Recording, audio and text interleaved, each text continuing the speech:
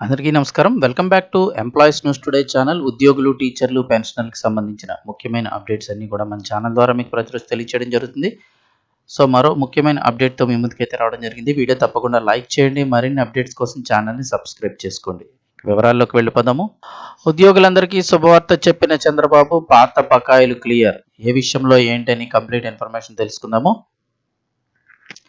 ఆంధ్రప్రదేశ్ ప్రభుత్వ ఉద్యోగులకు శుభవార్త, అకౌంట్లోకి డబ్బులు.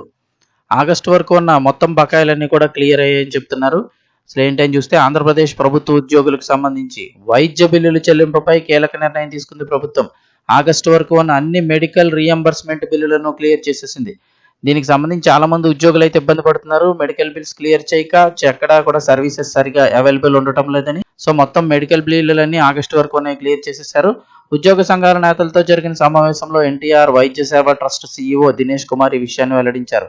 ఇకపై ఈహెచ్ఎస్ ఆరోగ్య కార్డుల్లో మార్పులు చేర్పులను ఉద్యోగులు ఆన్లైన్లోనే సులభంగా చేసుకోవచ్చు అని చెప్పారు. ఇక ఉద్యోగుల సమావేశంలో ఉద్యోగుల వైద్య బిల్లులు, హెల్త్ కార్డులు, నెట్వర్కింగ్ ఆసుపత్రుల చికిత్సలపై దినేష్ కుమార్ చర్చించారు. ప్రభుత్వం ఉద్యోగుల వైద్య బిల్లులను వీలున్నంత త్వరగా పరిష్కరించి పెండింగ్లో ఉన్న బిల్లులను చెల్లించడానికి చర్యలు తీసుకుంటోంది అంటున్నారు. సుమారుగా 14 నెలలుగా పెండింగ్లో ఉన్న మెడికల్ బిల్లులను ఆగస్టు నాటికి పూర్తిగా క్లియర్ చేశామని ఎన్టీఆర్ వైద్య సేవ ట్రస్ట్ సీఈఓ దినేష్ కుమార్ తెలిపారు. ఈహెచ్ఎస్కు సంబంధించిన మొత్తం సమాచారం, మెడికల్ బిల్లుల తాజా పరిస్థితిని ఇకపై వాట్సాప్ ద్వారా ఉద్యోగుల యొక్క మొబైల్ ఫోన్లకు పంపిస్తామన్నారు.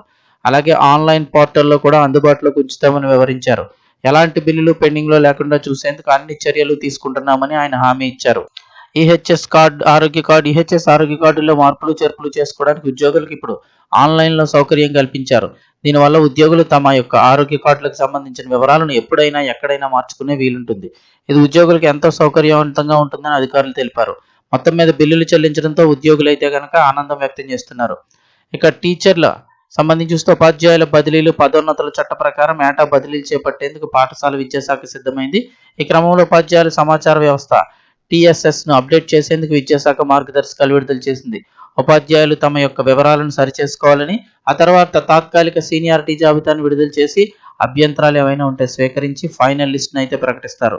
ఉపాధ్యాయులకు ప్రతి సంవత్సరం బదిలీలు, పదోన్నతులు కల్పించేందుకు చట్టం తీసుకొచ్చారు.